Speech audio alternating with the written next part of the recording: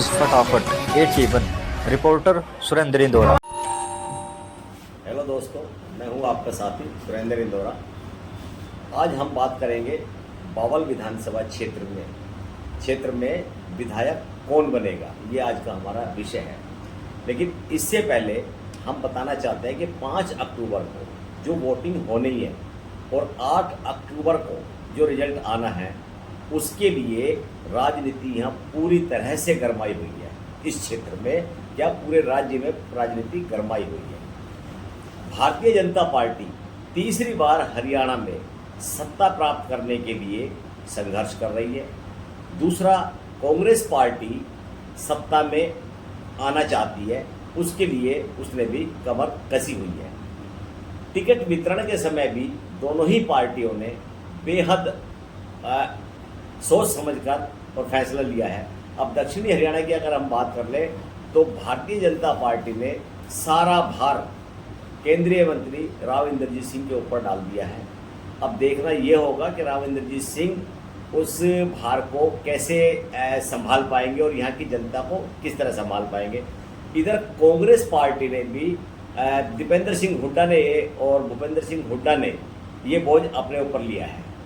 लेकिन हम ये देखेंगे कि बावल विधानसभा क्षेत्र में कौन से समीकरण के तहत और कौन होगा जिसके सिर पे ताज रखा जाएगा 8 अक्टूबर को। इसी विषय में हम बात करेंगे और हमारे साथ है एसएसपी टाइम्स के संपादक पवन कुमार जी।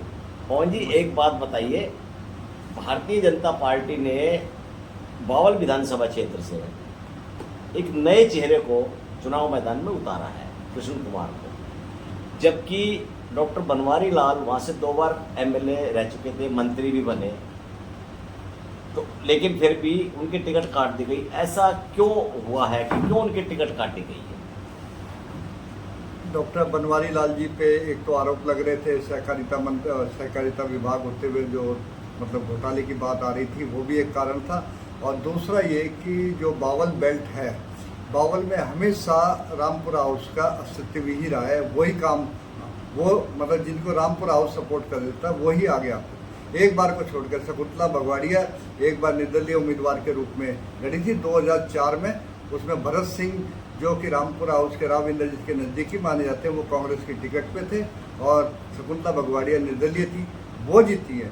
इसके अलावा जितने भी यहाँ से जो चुनाव लड़े हैं, जितने भी उम्मीदवार यहाँ से चुनाव लड़े, चाहे वो किसी भी पार्टी में हो, चाहे रामेश्वर दाल हो, चाहे बनवारी हो, सब के सब एक तरह से राव इंद्रजीत या रामपुरा हाउस पे डिपेंड रहे। तो इस बार भी यही चीज़ है। डॉक्टर कृष्ण कुमार जी को एकदम झटके से भारतीय जनता पार्टी की टिकट दिलवाई गई है, लेकिन यहाँ और पहले वालों में थोड़ा सा अंतर है। डॉक्टर कृष्ण कुमार यहाँ भौगोलिक स्थिति से अभी तक अवगत नहीं है, वो पूर्णतः रामपुरा हाउस पे राव इंद्रजीत पे डिपेंड है। नहीं, डॉक्टर बनवारी लाल के टिकट नहीं मिलने से अब आजकल वो कृष्ण कुमार डॉक्टर के साथ भी नहीं है, प्रचार में भी साथ नहीं है, प्रचार में भी साथ है, तो कितना असर उसमें चुनाव में पड़ सकता है? डॉक्टर बनवारी लाल का व्यक्तिगत भी 10 साल में उन्होंने अपना वोट बैंक बनाया है, ऐसी बात नहीं है, एक नया होता है। अगर बनवारी लाल जी उनके साथ होते हैं तो एक चीज़ जो वो थोड़ी आसान हो जाती है। आसान क्या हो जाती है? जो चीज़ जो मतलब लक्ष्य लेके चलेंगे, भाई चुनाव हमें इतने तारीख तक कंप्लीट करना है, अपने चुनाव अभियान चलाना है, तो जो रास्ता सारा डॉक्टर बनवारी जी जानते हैं, उस पर कृष्ण कुमार अगर चलते हैं तो कम समय में एक अच्छा सहयोग मिल जाता है, जिसका जो नहीं मिल रहा है, जिस कारण से डॉक्टर कृष्ण कुमार को काफ़ी परेशानी का सामना करना पड़ा। आपका कहने का मतलब ये है कि राव इंद्रजीत सिंह का निश्चित रूप से बहुत बड़ा प्रभाव बावल क्षेत्र के अंदर है, इसमें कोई शक नहीं है। लेकिन डॉक्टर बनवारी लाल भी अगर स्पोर्ट में होते तो डॉक्टर कृष्ण कुमार को ज्यादा फायदा मिलता ना। इसका मतलब वो मजबूत स्थिति में हो जाते। तो अब ये मान के चले कि वो कमजोर स्थिति में दिखाई दे रहे हैं। फिलहाल तो कमजोर है, और आने वाले जो 8-10 दिन का समय है उसमें राव इंद्रजीत कितना उनके लिए चुनाव प्रचार के लिए उतरते हैं। नहीं, एक कमजोरी में एक और बात भी सामने आती है कि आखिर जातीय समीकरण के आधार पर किस तरह से कमजोर मानते हैं। जब मेरा अपना मानना है कि बावल क्षेत्र जाट बाहुल्य है, जाट भी काफ़ी है, बाहुल्य तो नहीं कह सकते, लेकिन काफ़ी संख्या में वहाँ जाट है। जाट है, भारतीय जनता पार्टी ने उनको कट ऑफ किया हुआ है, खिलाफ है, कट ऑफ किया हुआ है। तो जाटों का नाराज होना भारतीय जनता के कैंडिडेट पर असर डालेगा। डेफिनेटली दूसरा एससी वोट है, ऐसी वोट है कि कांग्रेस की तरफ वो डाइवर्ट हुआ है। कारण चाहे कोई भी रहा हो, कारण चाहे नरेशन लिया हो उन्होंने कि भारतीय जनता पार्टी संविधान बदल देगी, चाहे वो नरेशन रहा हो, इस चुनाव में भी शायद वो थोड़ा बहुत चले। हालांकि ये बात किसी भी तरह सही नहीं है कि भारतीय जनता पार्टी अगर फॉर्म में आ जाती उस समय वो तो एक अलग बात होती है, लेकिन वर्तमान में ये मुद्दा शायद काम नहीं करेगा कि भारतीय जनता पार्टी संविधान बदलेगी। कारण कि केंद्र के अंदर भारतीय जनता पार्टी बहुमत में नहीं है, इसलिए वो नरेशन अगर कांग्रेस लेके चलती है और इसके माध्यम से दलितों को अपनी ओर करती है, तो ये शायद मुद्दा इस बार विधानसभा चुनाव में नहीं चलेगा। नहीं, मुद्दा तो नहीं, लेकिन जो गहराई से सोचेगा तब तो नहीं चलेगा। लेकिन ये एक दिमाग में जो फिक्स बैठा दिया गया है, जैसे कि राम इंद्रजीत कहते थे कि इस बार मेरी जो दलित की वोट थी वो चुनाव में कम आई, उसी के लिए उन्होंने बनवारी लाल को ब्लेम करा कि इतनी कम क्यों आई। तो मीडिया का भी अपना एक रोल है ना कि इस प्रकार की अगर चीज है तो जो नहीं समझ रहे लोग उनको समझाया जाए, क्योंकि अब किसी भी तरह संविधान बदलने का इशू है ही नहीं, क्योंकि भारतीय जनता पार्टी फुल बहुमत में नहीं है और जबकि दूसरी जो उनकी सहयोगी पार्टी वो ऐसा करना नहीं देगी। तो इस मुद्दे का शायद कोई वो नहीं है। फिर भी भारतीय कांग्रेस का एससी वोट जो है ज़्यादातर हमेशा कांग्रेस में जाता रहा है, लेकिन यहाँ भी उनको एक नुकसान हो रहा है ना, क्योंकि बसपा से वो संयुक्त उम्मीदवार भी वहाँ खड़े हैं, वो भी चला जाएगा। आम आदमी पार्टी से जवाहर जी है, वहाँ भी वो भी कांग्रेस का वोट बैंक है, इसका मतलब वो भी कांग्रेस को थोड़ा सा नुकसान हो जाएगा। तो यहाँ बीजेपी को थोड़ा सा जो जाटों की वोट नहीं मिलने से जो नुकसान होगा वो इनसे थोड़ा सा फायदा हो जाएगा।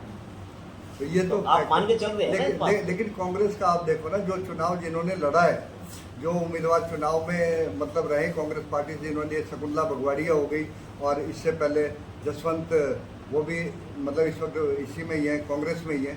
ये दोनों अभी तक खुल के सामने नहीं आ रहे एमएल रंगा के।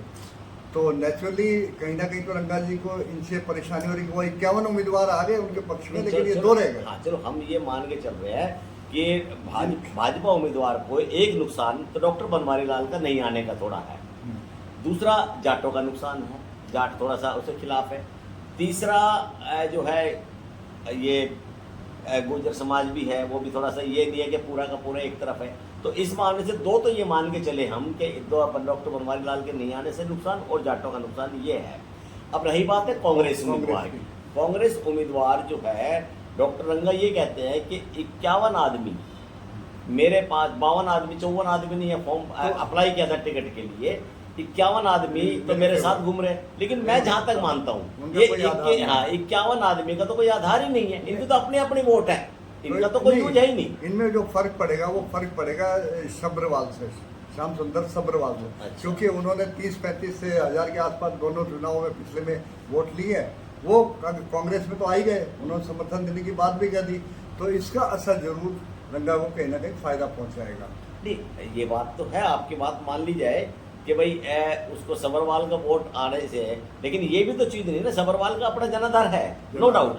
दोनों ही चुनाव में उन्होंने काफी अच्छा प्रदर्शन वहाँ किया है, लेकिन दोनों बार पार्टी से चुनाव लड़ा और उनके पास पार्टी का भी वोट बैंक था, अपना भी है। लेकिन ये कहीं गारंटी नहीं होती कि जो आदमी चुनाव न लड़े और उसके कहने से दूसरे आदमी वोट डाल दे, लेकिन हाँ कुछ ना कुछ तो फायदा उसका फायदा है। जिन पार्टी से उन्होंने चुनाव लड़ा, जाटों ने उनका समर्थन करा और दलित की जो वोट बैंक थी वो अपने दम पे लेके गए थे। तो जाट तो आज भी भारतीय जनता पार्टी के साथ नहीं है, वो कांग्रेस के साथ है। तो मान लो कि 30,000 वोट वो सपोज एक लेके गए, दो चुनाव में 30,000 के आसपास लेके गए, तो उसमें 20 को वो कांग्रेस पार्टी के प्रति मतलब उसके फेवर में कर सकते हैं। लेकिन एक चीज और है ना, जिस तरह से भारतीय जनता पार्टी के उम्मीदवार, हालांकि डॉक्टर बनवारी लाल जो टिकट नहीं मिलने से नाराज है, नो डाउट कि उन्होंने बेशक अपने मुंह से निकला, आज ही मैं सुन रहा था, उन्होंने कहा भाई ये पार्टी का फैसला है, पार्टी किसी को भी वोट दे और हम पार्टी के सिपाही बन के काम करेंगे। लेकिन जो अंदर की टीस है, अंदर की टीस कभी बाहर नहीं आती और वो कहीं ना कहीं दुख पहुंचाती है, और उसी दुख के नाते वो कभी भीतर घात का डर लगा रहता है उस कैंडिडेट को। नहीं, वो भीतर घात तो नहीं करेंगे, वो चुपचाप बैठे रहेंगे कि भाई जो हो रहा है होने दो, चाहे गलत हो रहा है चाहे पार्टी के नाते वो भी तो भीतर घात ही हुआ ना, चुपचाप बैठ गए, वो भी भीतर घात ही हुआ। इसी तरह ये नुकसान हो गया, उसी तरह डॉक्टर रंगा को नुकसान होने की वो है आशंका है। आशंका किससे? नीलम भगवाड़िया से, नीलम भगवाड़िया से, वो जसवंत सिंह से, जसवंत सिंह ये दो बावल से, उनसे, क्योंकि उनका भी अपना जनाधार है। उनका जनाधार शकुंतला भगवाड़िया जो कई बार एमएलए मंत्री रह और चुके एक बार निर्दलीय बनी है, निर्दलीय बनी है, उनका अपना जनाधार है। और जसवंत सिंह का भी, अगर जसवंत सिंह और ये आते जब तो डॉक्टर रंगा के प्लस हो जाते। लेकिन जिस तरह की स्थिति अभी बनी हुई है, उस स्थिति से हम ये मान के चल सकते हैं कि बावल विधानसभा क्षेत्र में अभी कुछ नहीं कहा जा सकता कि कौन व्यक्ति, कौन सा इनमें से उम्मीदवार भाजपा और कांग्रेस में से कौन सा विधायक बनेगा, किसके सिर पर ताज रखा जाएगा, ये अभी क्लियर नहीं है। तो आप इस विषय में थोड़ा सा बताएं कि क्या ये सही है कि किसके सिर पर ताज होगा या नहीं, अभी को हम कहने की स्थिति में है या नहीं है। देखो, जहाँ बात आ रही है कि इंद्रजीत के जो भी समर्थक होते हैं वो देर सवेरे इंद्रजीत के कहने पे मान जाते हैं, ये तो एकदम सही बात है। मान लो भारतीय जनता पार्टी में किसी को टिकट नहीं मिली, चाहे बनवारी जी को नहीं मिली, हो सकता है देर सवेरे आखिरी सप्ताह में बनवारी डॉक्टर कृष्ण कुमार के साथ मैदान में आ जाए, ये चीज़ तो पॉसिबल है। अब रही बात, वो उनका निजी फैसला है जसवंत का और इसका शकुंतला भगवाड़िया की कि वो इनके समर्थन में आएंगे, रंगा के समर्थन में आएंगे या नहीं। लेकिन जहाँ तक पॉसिबिलिटी है कि नेशनल पार्टी होने के नाते उन्हें भी देर सवेरे रंगा के फेवर में आना पड़ेगा। तो कुल मिला के देखा जाए तो दोनों तरफ पासा बराबर है, 50-50 का पासा है ना। इधर जीत साफ स्पष्ट नजर आ रही है, ना उधर नजर आ रही है। तो कहने का मतलब ये है कि जो वर्तमान में भारतीय जनता पार्टी के उम्मीदवार और कांग्रेस के उम्मीदवार की बावल विधानसभा क्षेत्र में स्थिति है, उससे ये कहा नहीं जा सकता कि किसके सिर पे ताज रखा जाएगा। ये आने वाला समय बताएगा। हम दर्शकों से भी अपील करते हैं कि आप भी इस बात का विश्लेषण करें कि आपकी नज़रों में कौन सा उम्मीदवार भारी नज़र आ रहा है और किसकी आप सरकार देखना चाहते हैं। और कमेंट्स में हमें भी लिख के भेजिए कि हमारा विश्लेषण सही है या गलत। आप सभी का बहुत बहुत धन्यवाद।